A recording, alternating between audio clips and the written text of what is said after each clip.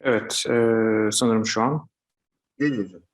görebiliyorsunuz. Evet, teşekkürler. Ben bu arada o zaman videomu da açayım. Evet. E, evet, herkese merhabalar. Ben sunumu İngilizce hazırladığım için İngilizceye devam edeceğim bundan sonra. So hello everyone. My name is Görkem Altınörs. I'm an assistant professor at Bilecik University. And my presentation today is on the rise of global far-right politics, state capitalism, and the effects of COVID-19. I will make a critical assessment. So this is an ongoing project. This is an ongoing research. So the results are not completed. So this is only a compilation of some information and some data. So any kind of feedback will be more than welcome.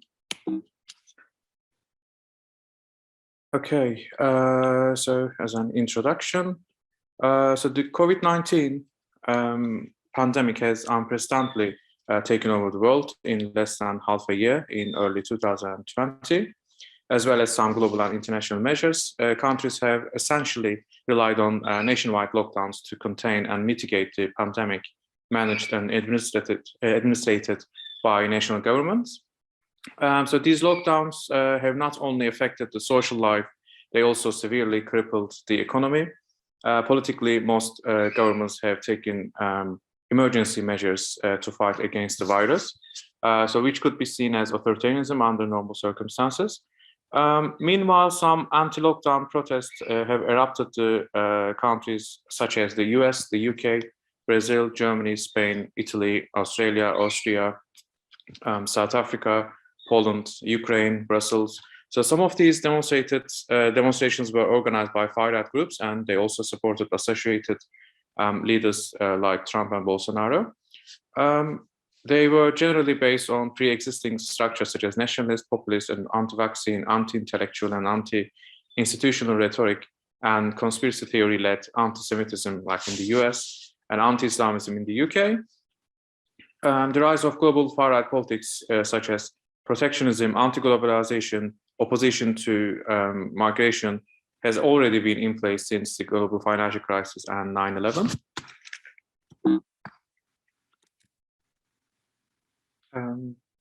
Just a second, I think I have a problem.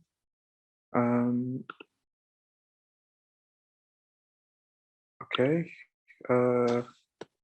So the purpose of this study is to critically assess the effects of the COVID-19 pandemic on the rise of the global far-right in the context of state capitalism literature.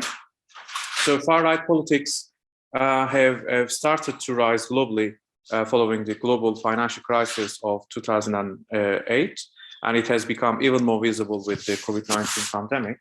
So issues like anti-immigration, authoritarian populism, anti-intellectualism, and economic nationalism have merged with anti-vaccine and anti-lockdown protests.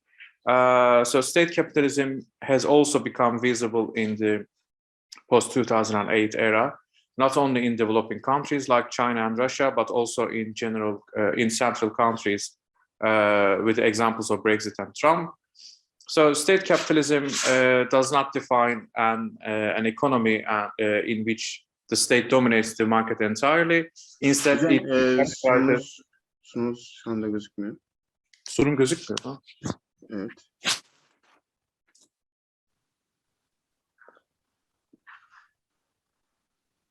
Evet. Nedense kapanmış o.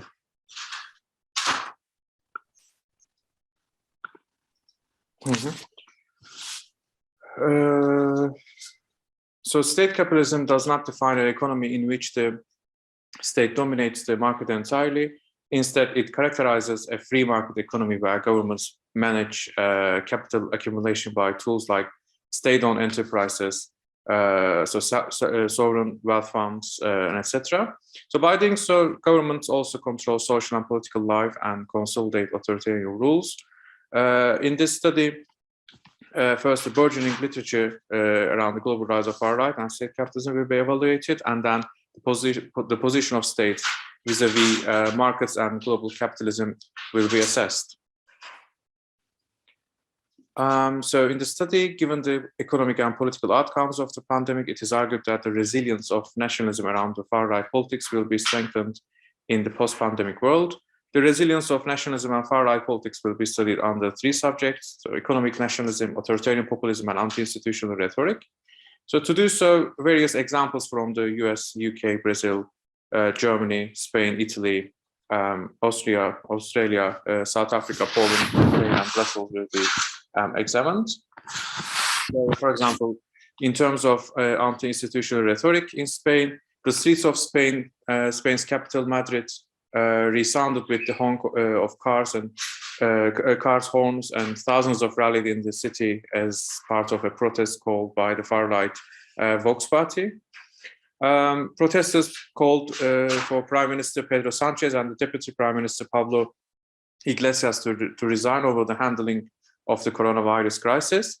So Spain, which imposed one of the Europe's toughest lockdowns on March 14 in 2020, has started to ease restrictions, but Madrid and Barcelona have remained in lockdown for longer because of severe coronavirus outbreaks. It is time to end the state of abuse that Pedro Sanchez and Pablo Iglesias are using to gag Spaniards.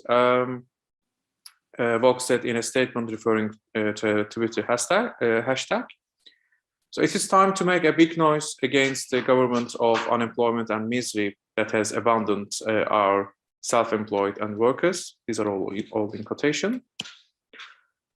So, for example, in the US, leaked audio recording and online materials obtained by The Guardian revealed that one of the most prominent anti-lockdown protest groups, American Revolution 2.0, has received extensive assistance from well-established far-right actors, some with extremist connections.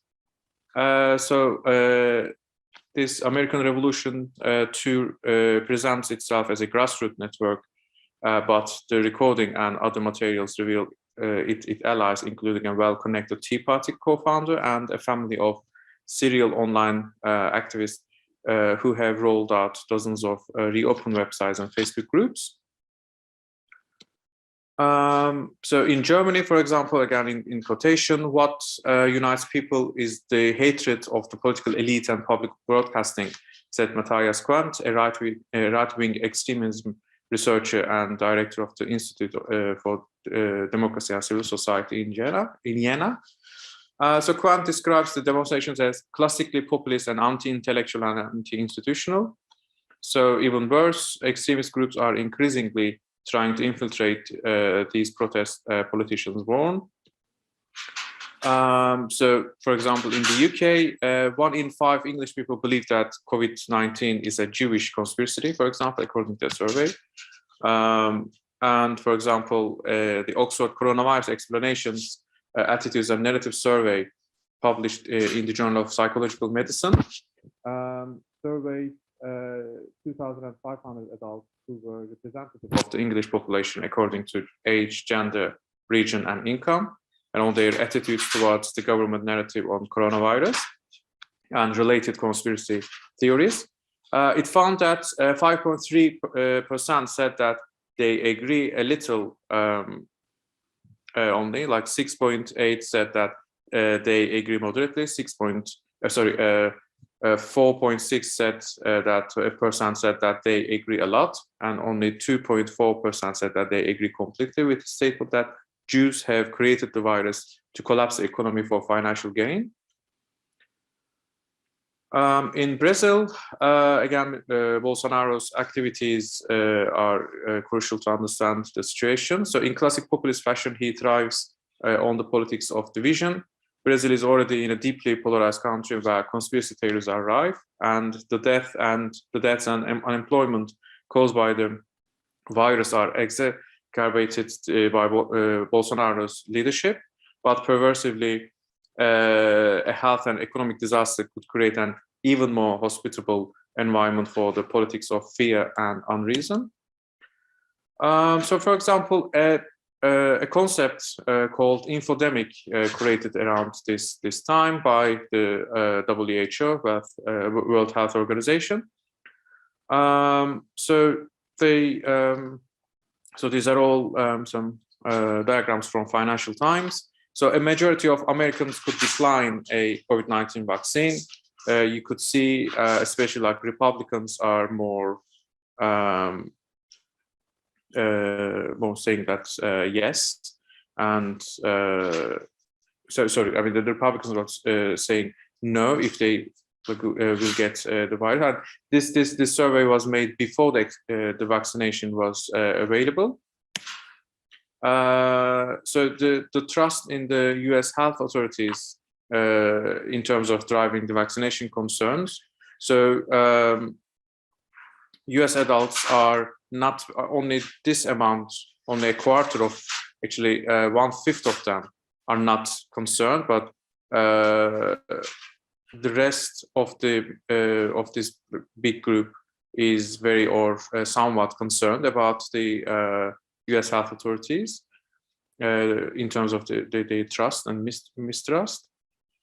So if we come to populism, authoritarianism in terms of to understand the pandemic's impacts, so the pandemic will strengthen the smart populists, said Jan Müller, for example. So Bolsonaro, Johnson, Salvini, Trump, Erdogan, Kaczynski, Le Pen, Modi, Orban, Putin. I mean, some of these global leaders are populist and some have authoritarian streaks.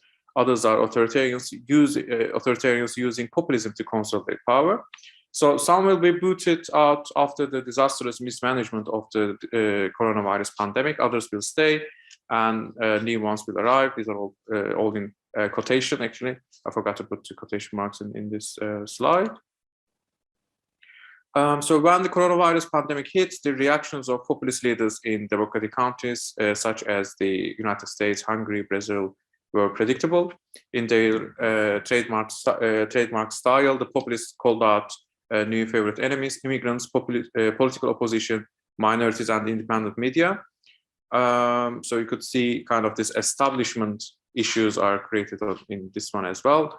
So in terms of state capitalism, this is a quotation as well, again, from Alami et al.'s recently published journal article. So this should be in a quotation mark as well. So state capitalism broadly refers to configurations of capitalism where the state plays a strong role in supervising and administering capital accumulation or in directly owning and controlling capital. Taking this definition, state capitalism is alive and well. State-owned enterprises, public banks, state wealth funds, and other state-sponsored entities have become leading vehicles of global economic activity since the early 2000s. So in terms of economic nationalism, which could be seen relatively close to the state capitalism, is a wrong term for COVID-19 in India, the economists claimed. So Modi gives voice to a buy local campaign to encounter pandemic crisis and border tensions with China. So three major trading blocs, China, the European Union, and the United States, have reacted with protectionist measures to the economic challenges caused by the COVID-19 pandemic. Industrial policy has become the preferred tool for safeguarding systemically important industries against foreign takeover, reinforcing a trend towards protectionism that was already visible before the crisis. The new wave of economic nationalism could have the fragile world trade order even further. So because of the time restrictions, I'll come to results. So the results of this study can be concluded in 3 points.